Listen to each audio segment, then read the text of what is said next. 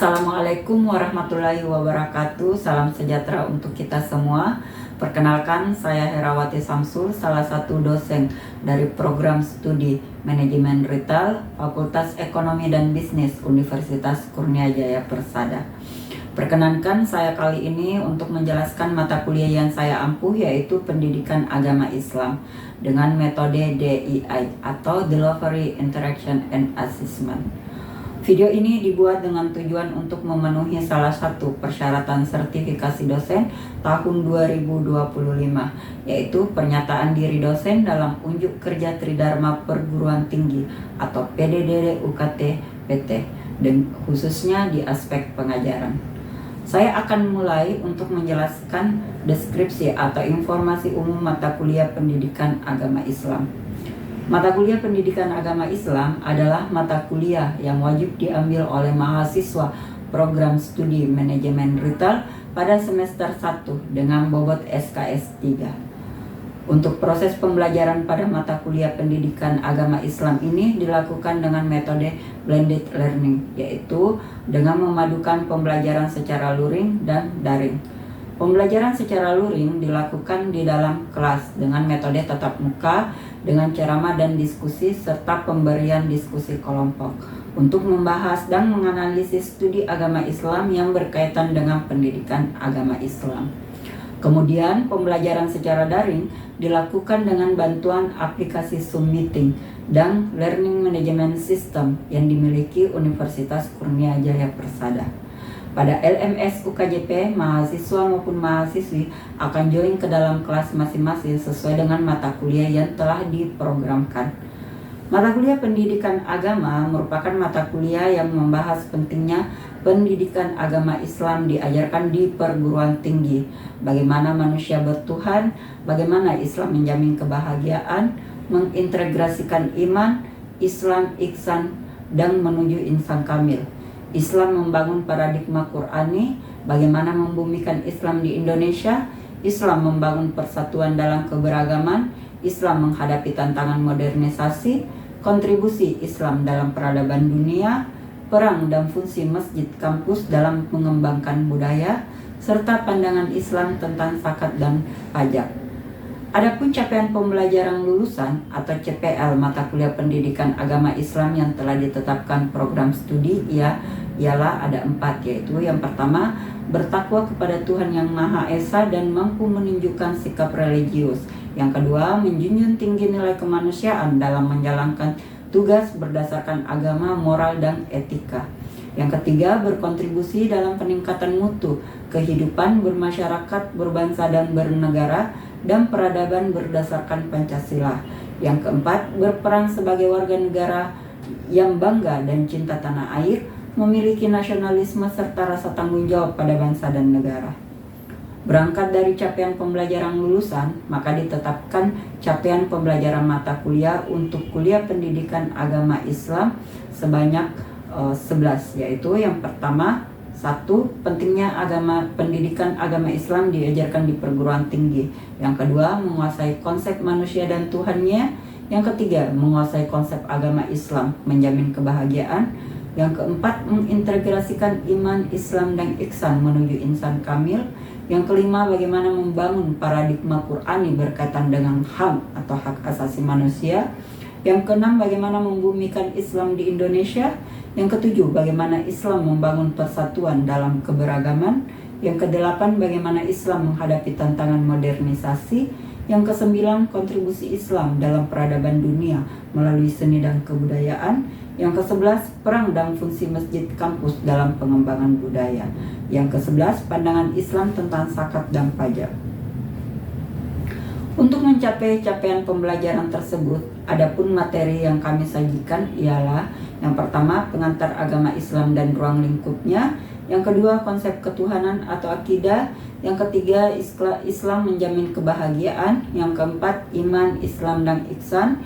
Yang kelima, hak asasi manusia. Yang keenam, Islam di Indonesia.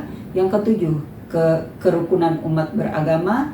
Yang kedelapan, Islam menghadapi tantangan modernisasi melalui perkembangan iptek. Yang kesembilan, kontribusi Islam tentang peradaban seni dan kebudayaan Islam. Yang ke-10, perkembangan Islam di Indonesia pada masa pra-kemerdekaan dan masa kemerdekaan. Yang ke-11, peran masjid kampus dalam mengembangkan budaya. Yang ke-12, pandangan Islam tentang pajak dan zakat. Adapun referensi-referensi yang kami gunakan dalam proses pembelajaran mata kuliah ini yaitu ada berupa buku maupun e-book ya. Yang pertama yaitu buku pendidikan agama Islam, dua, falsafah hukum Islam, ketiga, HAM menurut Barat dan HAM menurut Islam, yang keempat, membaca kepribadian Muslim seperti membaca Al-Quran, yang kelima, pengantar studi akhlak. Selanjutnya saya akan menjelaskan teknik pengajaran saya di mana menggunakan metode DII. Yang pertama, delivery. Delivery ini merupakan proses penyampaian materi menggunakan PowerPoint di setiap pertemuannya untuk menyelesaikan masalah melalui pengkajian jurnal ataupun tugas tentang pendidikan agama Islam dan setiap minggunya dipresentasikan. Hal ini sangat perlu untuk melatih kemampuan mahasiswa dan juga melatih kepercayaan diri yang baik di hadapan teman-temannya. Yang kedua, interaction atau interaksi, yaitu bagaimana interaksi saya dengan mahasiswa. Jadi pada setiap pertemuan saya memberikan stimulus kepada mahasiswa untuk memberikan pertanyaan-pertanyaan atau hal-hal yang mereka anggap kurang dipahami pada setiap pertemuannya. Biasanya saya menyiapkan waktu untuk sesi tanya jawab atau diskusi. Ketika ada hal-hal yang kurang dipahami dan tidak tercover pada sesi tanya jawab, maka kami akan lanjutkan di ruang-ruang diskusi melalui WhatsApp group. Selanjutnya yang terakhir atau yang ketiga yaitu asesmen. Asesmen penilaian. Penilaian bagaimana cara saya memberikan nilai kepada mahasiswa. Pada pertemuan pertama, saya sudah memberikan kontrak perkuliahan, di mana ada rambu-rambu yang harus dipatuhi mahasiswa untuk mencapai capaian pembelajaran yang telah ditentukan. Sehingga dengan adanya kontrak ini, mahasiswa bisa fokus dan mereka tahu apa saja yang harus mereka persiapkan. Kemudian berkaitan dengan aspek evaluasi atau penilaian, adapun hal pokok yang menjadi poin penting dalam sistem penilaian kami. Yang pertama adalah kehadiran dan partisipasi mahasiswa di dalam perkuliahan, baik secara daring maupun luring. Diberikan bobot senilai 30%, latihan di kelas serta penugasan diberikan bobot 20%, ujian tengah semester diberikan bobot 25%, serta ujian akhir semester diberikan bobot 25%, sehingga keseluruhan penilaian adalah 100%. Nah, sistem penilaian kami lakukan secara transparan dengan memberikan nilai secara langsung baik tugas maupun hasil ujian mahasiswa pada LMS UKJP, di mana mahasiswa dapat mengakses penilaian tersebut menggunakan akun masing-masing mahasiswa. Itulah teknik dan metode pengajaran saya dengan menggunakan metode DII. Demikianlah pemaparan deskripsi mata kuliah pendidikan agama Islam. Berikut cuplikan proses pembelajaran mata kuliah pendidikan agama Islam yang saya lakukan secara daring melalui aplikasi Zoom Meeting. Terima kasih. Oke, Assalamualaikum warahmatullahi wabarakatuh.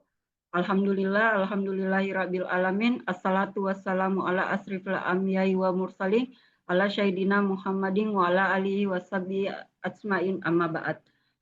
Selamat sore adik-adik sekalian. Pertemuan kita pada mata kuliah pendidikan agama Islam kali ini kita berada di pertemuan ke-9 ya, dengan materi Islam dan tantangan modernisasi. Pada pertemuan minggu lalu kita telah membahas Islam telah membangun persatuan dalam keberagaman. Nah, bagaimana kabarnya adik-adik mahasiswa sekalian? Baik, Bu. Baik, Bu. Baik, Bu. Oke, sebelum memulai perkuliahan kita lebih lanjut, sebelum Ibu memaparkan materi, mungkin bisa Ketua Tingkat ya, silakan Hari Raya untuk memimpin doa kita pada sore ini. Baik, sebelum memulai perkuliahan kita hari ini, marilah kita membaca doa menurut kepercayaan masing-masing. Berdoa dimulai. Robbi zidni ilman warzuqni fahman.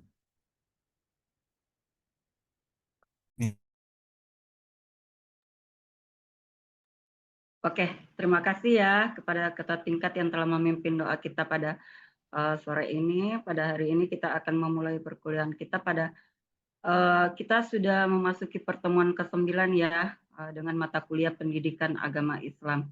Nah, sebelumnya pada pertemuan minggu lalu itu kita telah membahas Islam membangun persatuan dalam keberagaman. Nah, sebelum Ibu memulai mungkin bisa ini ya Ibu absensi dulu. Kita ada sekitar 25 orang. 25 dengan Ibu berarti ada 24 mahasiswa, bisa mungkin dibantu dengan Reski Utami dengan Aidil untuk memantau teman-temannya ya terkait absensi. Nah, oke ya, Ibu akan share screen materi kita kali ini tentang Islam dan tantangan modernisasi. Oke, di sini Ibu ada 7 slide. Materi kita hari ini ada 7 slide, yaitu Islam dan tantangan modernisasi, yang bagaimana Islam adalah agama dinamis, agama relevan di tengah modernisasi global. Global ya, modernisasi global Muslim menghadapi perubahan. Islam dan tantangan modernisasi. Islam adalah agama dinamis, relevan di tengah modernisasi global miliaran Muslim dalam menghadapi perubahan pesat dunia.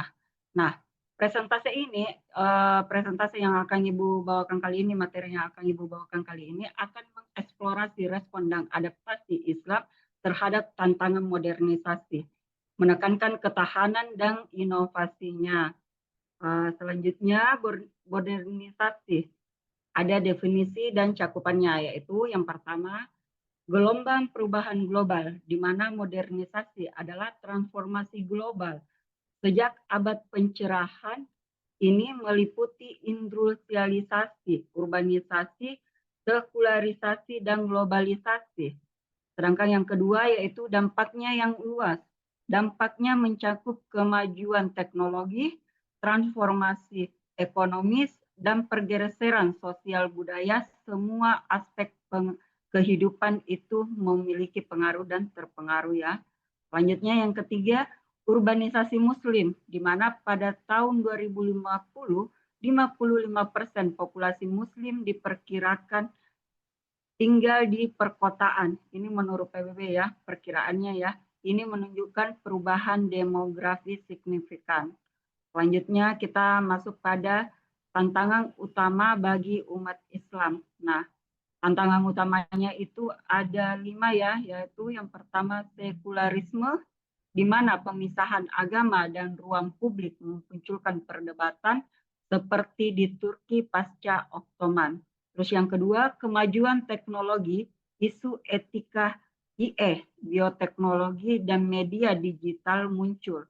Uni Eropa mengeluarkan fatwa bahwa AI pertama kali pada tahun 2023. Terus ekonomi kapitalistik, yaitu di mana ketidaksetaraan, konsumerisme, dan sistem keuangan non-syariah menantang nilai-nilai Islam. Selanjutnya yang kelima yaitu pergeseran sosial, di mana peran wanita, struktur keluarga, dan nilai-nilai individualisme berubah secara drastis. Ini yang banyak kita alami pada saat ini ya, bahwasanya banyak sekali berkaitan pula dengan mata kuliah salah satunya yang humaniora itu, di mana juga yang bahwasanya kita di saat ini, di zaman ini sudah ada pergeseran, di mana yang banyak giat untuk berkarir dan lain sebagainya itu wanita dibandingkan laki-laki atau pria. Nah, terus selanjutnya, slide selanjutnya yang ketiga yaitu fondasi Islam untuk adaptasi. Nah, di mana fondasi Islam ini kita memiliki pedoman ya. Yang pertama yaitu Al-Quran dan Sunnah, sumber utama yang fleksibel untuk interpretasi atau ijtihad. Terus yang kedua, masaid syariah, yaitu tujuan hukum Islam melindungi agama, jiwa, akal, keturunan, dan hartanya. Terus yang ketiga yaitu konsep wasatiyah, yaitu modernisasi membutuhkan keseimbangan, tidak ekstrim, ditekankan dalam banyak ayat. Yang itu ya. Nah, terus selanjutnya respon historis dan adaptasi, di mana pada satu pada era keemasan Islam itu berada pada abad ke-8 sampai ke-13, yaitu integrasi ilmu Yunani, Persia, India, pengembangan aljabar, kedokteran, dan optik. Di sini pengembangan aljabar itu oleh Al-Khawarizmi ya. Terus tentang di kedokteran ada Ibnu Sina, dan di optik yaitu ada Ibnul Haytham. Nah, selanjutnya yang kedua, gerakan reformasi pada abad ke-19. Nah, Jamaluddin Al-Afghani dan Muhammad Abduh mendorong ijtihad, fokus pada pendidikan, hukum, dan politik menghadapi kolonialisme. Selanjutnya, slide selanjutnya ada studi kasus keberhasilan adaptasi, termasuk salah satunya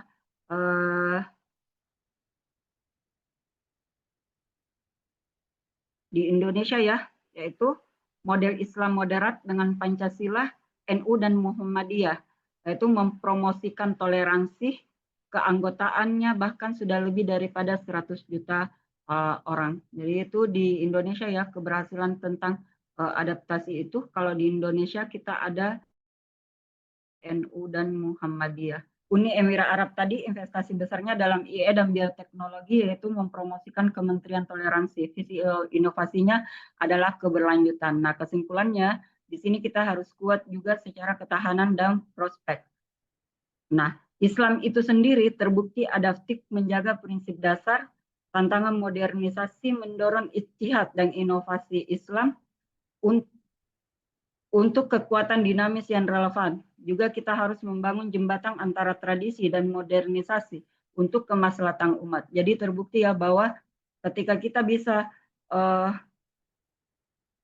membuat sesuatu yang lebih besar daripada yang dilakukan orang-orang di luar sana, kita bisa membuat inovasi, kita bisa menyatukan modernisasi dan Islam, kita bisa menyatukan teknologi dan memanfaatkan teknologi sesuai dengan syariat dan kaidah Islam, maka kita akan menghasilkan hal yang luar biasa untuk kemaslahatan umat. Oke, sampai di sini mungkin ada yang mau ditanyakan? Kita buka sesi tanya jawab ya, biar ada feedback antara kita. Bisa mungkin ada yang mau bertanya, silakan.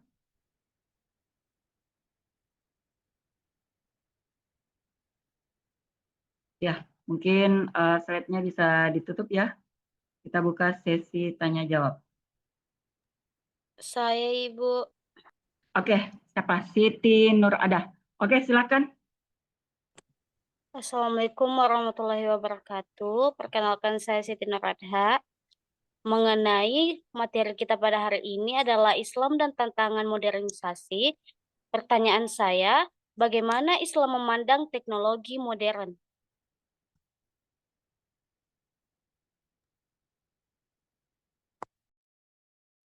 Oke, bagaimana Islam memandang teknologi modern ya? Jadi Islam tidak menentang kemajuan teknologi, tetapi memandangnya sebagai anugerah yang diberikan oleh Allah untuk digunakan secara bijaksana. Nah, umat Muslim diharapkan dapat memanfaatkan teknologi untuk kemaslahatan umat manusia tanpa melanggar prinsip-prinsip agama.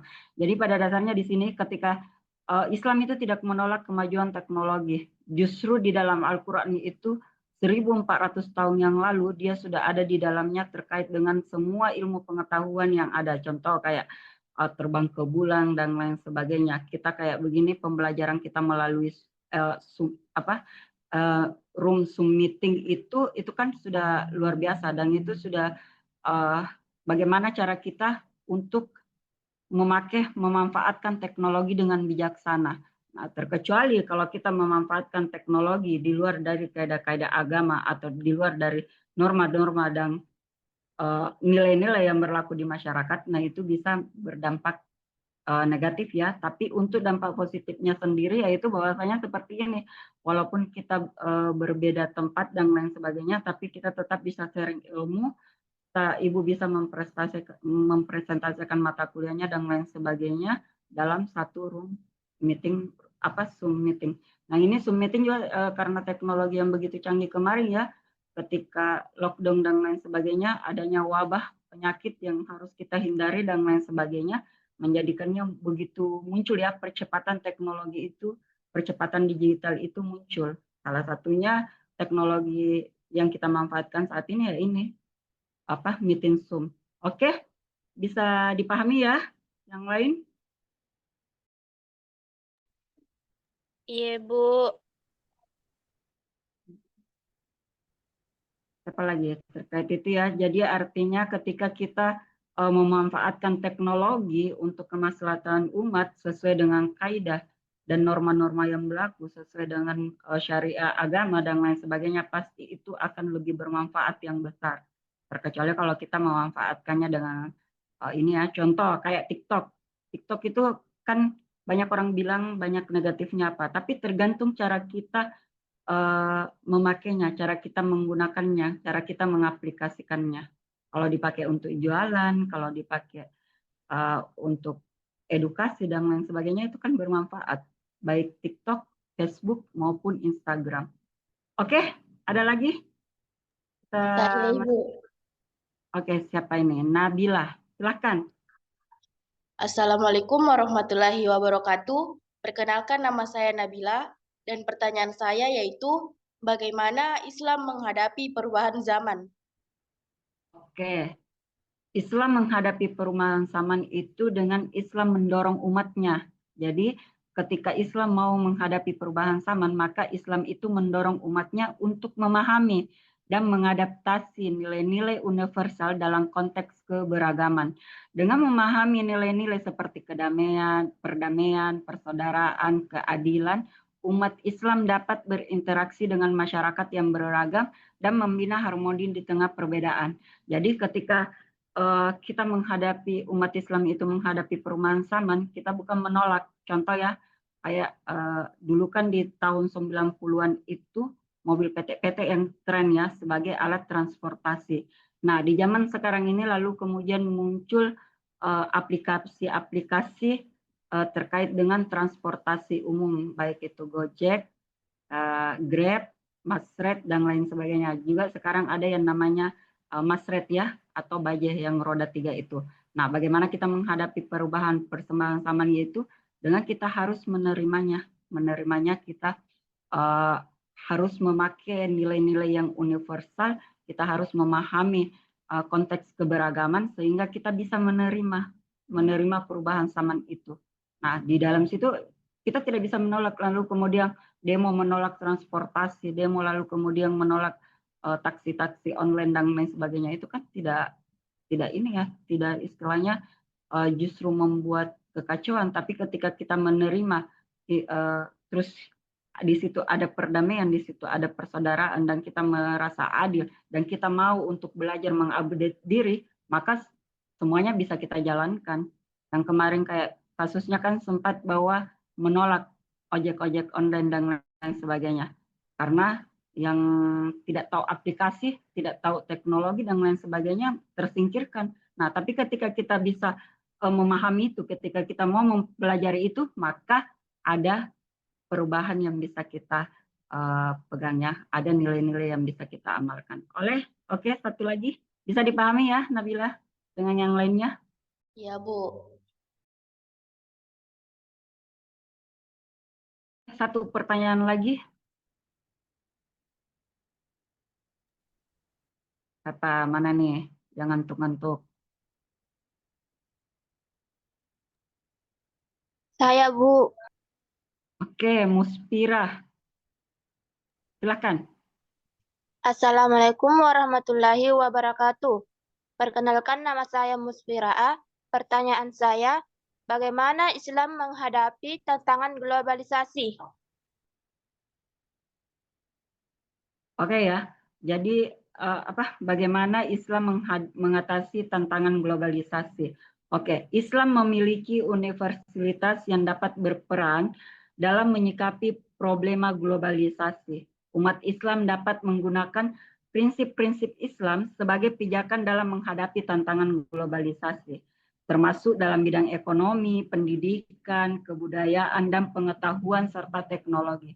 Jadi ketika kita itu tidak bisa menolak globalisasi, tidak bisa menolak tantangan globalisasi yang terjadi saat ini. Yang artinya kita berada di era disrupsi ya, di mana percepatan teknologi.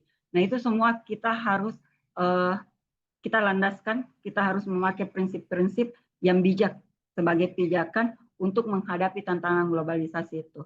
Dalam artian kita harus kuat iman dan takwa.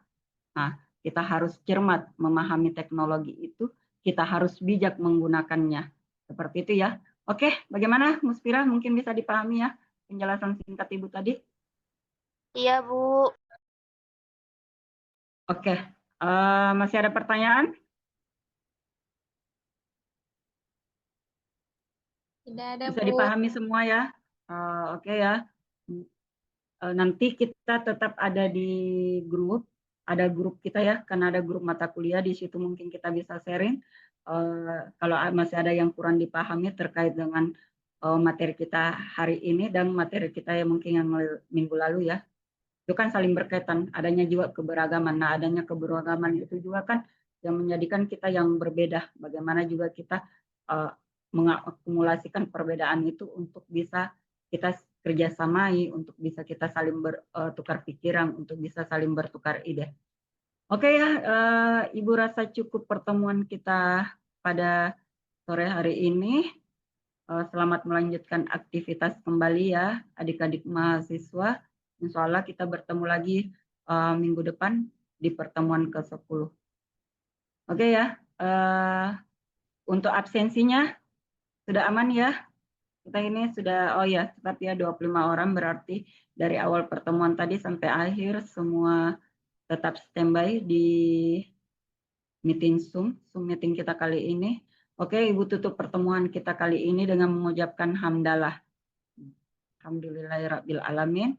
Oke, Assalamualaikum warahmatullahi wabarakatuh. Selamat sore adik-adik, salam sehat selalu dan terima kasih atensinya dan semangatnya ya untuk sore ini. Oke, Assalamualaikum warahmatullahi wabarakatuh.